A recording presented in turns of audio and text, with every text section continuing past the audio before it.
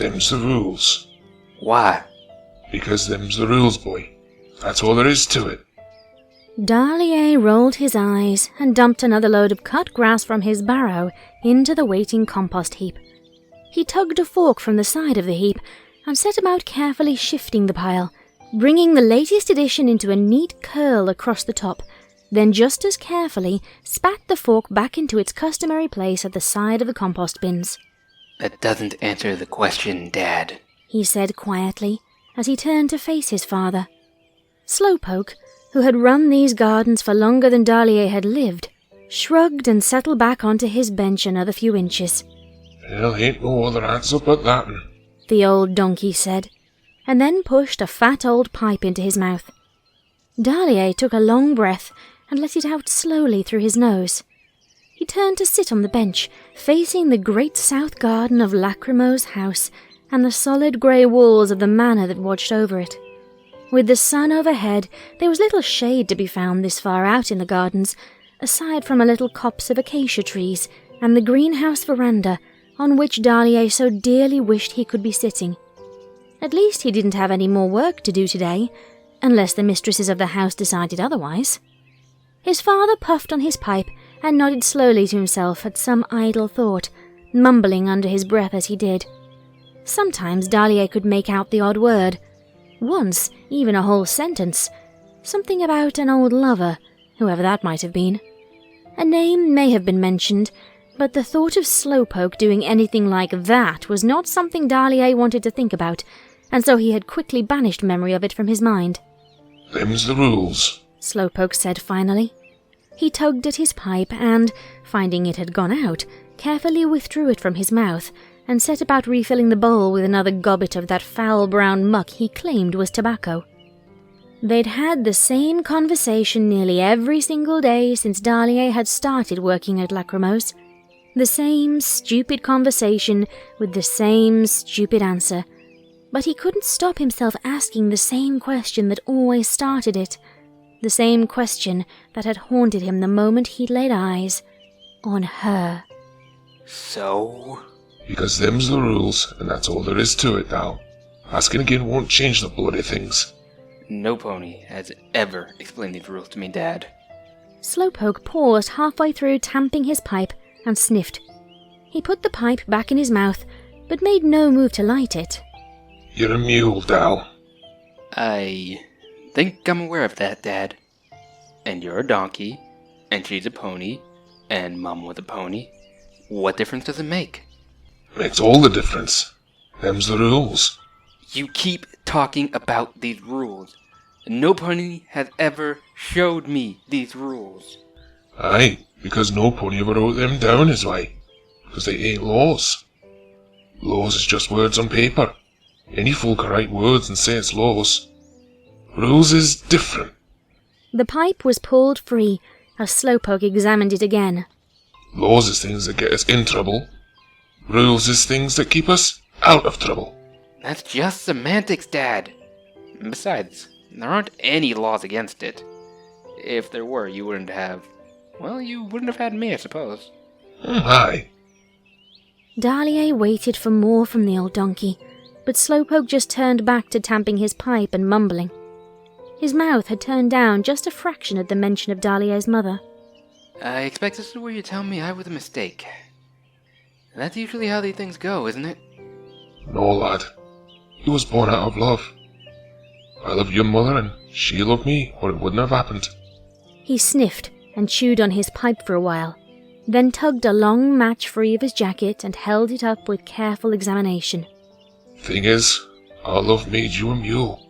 So, lots of other places are stuffed to the rafters with mules and don't see any problem with it. Why is it so bad to be a mule? Well, lots of places ain't here, lad. You're giving me a real complex. You know that. Aye, that educating she's sister has done you no favours either. Slowpoke grumbled. He struck the match and let it flare, its flames almost hidden in the bright sunlight, before stuffing the whole thing into the bowl of his pipe and taking a deep draw. The tobacco crackled and sputtered under his breath. Lungs like bellows, some pony had said once. Apparently it was his lifetime of constant talking that did it. I still don't see why... Because it keeps you safe, you lump-headed idiot. Slowpoke growled. He puffed at his pipe a few more times, lips pursing and puckering as he tried to hide his frustration at his son. He had never had a particularly good poker face. Keeps me safe? From what? Slowpoke pulled the pipe from his mouth again and stared into the bowl. After a moment's careful examination, he sneered and tutted. It had gone out again. Politics, he said quietly as he tamped once again at the tobacco. Politics be damned, Dad. I love her. Oh no you don't, Dal. The pipe clunked as Slowpoke set it down. It was a rare event for Dalier to see the pipe go down like that. It usually meant bad things. You don't love her at all. You love a fantasy you've made up about her.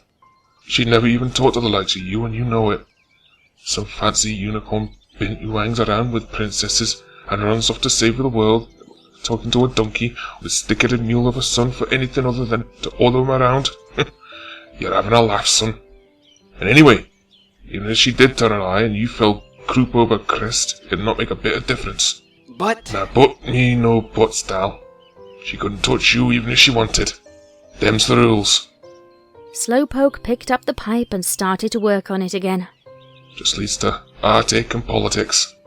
Your mother, Celestia bless her soul, she'd lived politics her whole life and figured she could ride it out. But she couldn't. Chins did wag and scandals did brew, and all we were doing was rolling around in the greenhouses now and then. And you came along, that changed everything. And we're either end it or see it whole life blown apart. But if she loved you... She had a daughter too, 3 of them, in fact, by her last boy. Celestia rest his poor soul. The pipe rested in Slowpoke's mouth, but his work on it had been abandoned again as he stared at the walls of Lacrimo's house. He tapped his forehooves on the bench, grumbling under his breath again until he spoke up. She told me once she'd done some nasty, horrible things in her life. Politics it all was. When she were younger, she'd had ponies' lives torn apart because they got in her way, or just because she could. She'd even married one of her own daughters off just to get a bigger title for her descendants, but it never worked out that way. And I reckon that might be when she realised it was all a waste of time. Anyway, that's about when she met me. She was looking for something to idle away the time, and I suppose, and I was just plugging Duncan with all the time in the zoos, and an easy smile. 'Twant nothing but a relaxation at first for her, aye, but I loved her all the same, and in the end she loved me too. A blackbird settled on the branches of a nearby tree and began singing. The tune was familiar, Dalier thought, like something she might sing. He hummed along with it for a few bars and wondered if she was singing as well somewhere. I'm not sure what this has to do with it all, Dad. You make it sound like she was pretty heartless. Aye, she could be at times, but not this time. The pipe wobbled. A match flared as Slowpoke sought to light it again. Mule in a family like hers means things. She would have been okay by herself. She was old enough to stop caring by then. Otherwise, she wouldn't have done all that to me in the greenhouses. The old donkey paused a moment, a lopsided smile on his face, as his mind retreated into memory, whilst Dalier tried not to think about some of the more unusual stains on the greenhouse tables. Slowpoke shook his head a short second later. Aye, well, point is, it wasn't her. It was them daughters. Having a donkey as a lover weren't a thing even then. But if she foaled a mule, well, that meant ponies would start wondering how much it had gone on in the past. Those thoroughbreds is all about their bloodline, see. If they had a donkey in them, they'd have to say so.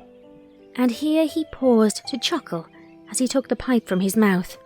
As long as they did say so, it was fine. But if we're even suspected of lying about it, well, I don't bear thinking about how political it'd get. Slowpoke's pipe was forgotten now, abandoned on the bench on its side. A little of the tobacco had leaked out and smouldered gently on the bare wooden seat. Slowpoke himself had turned his face to the ground, forelegs hanging limp at his sides. Do you know what ostracized means, Dal? Yes, it's from the ancient Nephaloni word Ostraki sein, related to... Figured you might know all that rubbish. Slowpoke sucked at his teeth and grumbled something likely obscene. That's what they do, she said. Ostracize their fillies. Turn them out of their homes, take everything they had and turn them into the poorest of the poor. Lost into the donkey, she said. And then pardon my pardon for hearing it so. That's awful. Aye, and I couldn't let them do that. It'd break our heart, it would. So, when you were born, I thought I'd pretty certain to pretend we'd never been together. And I took you up and raised you alone. The very dying day she did it too. I didn't know. Of course you didn't, Dal. You bloody great nit. Seeing as I never told you. I still don't see what this has to do with her. Everything, Dal. Everything on account of her ladyship in the house was Siru's youngest. That filly you've been lusting after, she's practically your cousin. What? Dad, why? Are you kidding me? Dalier held up his hooves and stared at them. He was, what, some sort of noble bastard now? All these years, I had a sister? Oh, aye. Slowpoke replied, the two short syllables dripping with his reluctance. Why didn't you tell me? Slowpoke seemed to shrink away then, becoming every inch the old donkey Dalier had never quite wanted to admit he was. Worn out. Old. I didn't want you to know, Dal. It never does to know. Not with a thing like this. But why? Dad, this changes, well, everything. I'm a... Mule, Dal. Slowpoke's hooves thudded against the dirt as he slid from the bench. You're a mule. Neither one thing nor the other, and that counts for a lot around these parts. Mules ain't a pony, and they ain't a donkey. For a pony like her ladyship to admit you was her brother bring nothing but shame and tyranny. And that filly of yours, why she'd be brought so low even Celestia herself couldn't do nothing to raise her up again. You're saying I could never be with her? Aye, because of what it did to her and her family as much as anything. A donkey'd be bad enough, though leastways they can tolerate one, like they did with me. A mule? Slowpoke shook his head. You're a handsome lad, Dal. But to that lot you'll never be nothing but ugly and shameful. It ain't your fault, and it ain't theirs either. They just don't know any better. But she seems so... kind. Aye, lad. She is kind, and I bet living out in the sticks so long will give her a better view of it. But it don't change none, even if she were a saint. Around these parts, ponies ain't for mules to love. Them's the rules. Pony don't break the rules, neither does a mule. Abruptly, he turned away to potter off down the garden, leaving Dalier alone on the bench. For a while, he just sat there, staring at nothing in particular, until his eyes came to rest on the great windows of the house. On a particular window, where he knew she would be watching the garden, sooner or later. She always did when she came to visit. Always the same intensely curious set to her eyes, as if she were trying to dissect and understand everything in front of her. Always the same smile when she saw him looking at her. Perhaps he'd fooled himself into thinking that smile was meant for him alone.